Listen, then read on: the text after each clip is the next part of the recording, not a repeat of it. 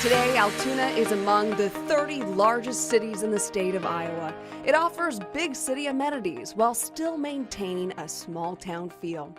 Every year, the city draws 4 million tourists to such attractions as Adventureland Resort, Prairie Meadows Racetrack and Casino, Bass Pro Shops, and the outlets of Des Moines. But 150 years ago, it was not desired by many early settlers. It lacked the two things they needed to secure a living: timber and water.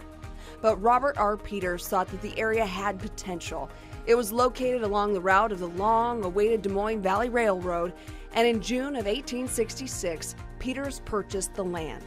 Peters gave Jebel Cook power of attorney to deal with the railroad coming to the area and to also build 2 houses on the site. Cook completed the houses in 1867 and called the town Petersburg. The 2 homes were perfect for the Davis family. Peters deeded them the land with a $3,000 mortgage. The Davis family continued to purchase nearby land, and in 1868 they hired surveyor Julian Bousman to lay out the city. He is credited with giving the city its current name, Altoona, after he discovered that it was the highest point on the Des Moines Valley Railroad between Keokuk and Des Moines. Altoona is derived from the Latin word altus, meaning high or altitude. The official plat for Altoona was recorded on July 30th, 1868. The post office opened one day later on July 31st. While the official plat for Altoona was filed in 1868, it had nothing to do with establishing a government for the town. That would not happen until 1876. In an election held March 3, 1876, 44 male voters unanimously decided to incorporate the city of Altoona, and Dr. Francis English was chosen as mayor. As the city grew, so did the population and businesses. Thomas Haynes, one of the town's first settlers, was a successful grain elevator operator.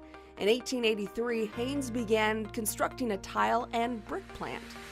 Haynes also owned a grain elevator, served as the city's second mayor, and donated land to be used as a city park. The city of Altoona has a history of entertaining Iowans, long before Adventureland was even an idea.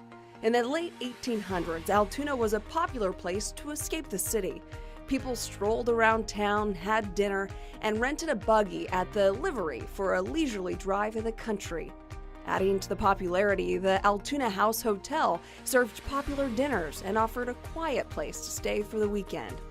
The hotel unfortunately burned down in 1899. Thomas Haynes knew how important it was to the community and pledged to build a new one, called the Haynes Park Hotel. It soon became known as one of the most elegant hotels in Polk County. In 1926, Iowa's first municipal airport was established in Altoona. The airport drew visitors from all over the state. The pilots liked to demonstrate their flying skills, and it was not unusual to see planes executing loop-the-loops and diving from a considerable height. Famous aviator and national hero Charles A. Lindbergh dedicated the airport on August 27, 1927. The airport closed in 1933 when it was moved to Fleur Drive in Des Moines. The land returned to farmland, that is, until 1971. That's when it was announced that a major theme park was planned for Altoona. It was called Adventureland, and it would forever change the city. In 1973, the Adventureland Inn Hotel and Campground opened, with the theme park set to open in July of 1974. But a tornado would damage Main Street, USA, delaying the opening of the park until August of 1974. 4 years later, in 1978, when Adventureland built its first wooden roller coaster, it was named the Tornado, as a nod to the tornado that delayed the park's opening. During the 1980s, the Midwest faced a major farm crisis. The farm crisis was the worst downturn in farming since the Great Depression of the 1920s and 30s. Many feared another Great Depression was looming.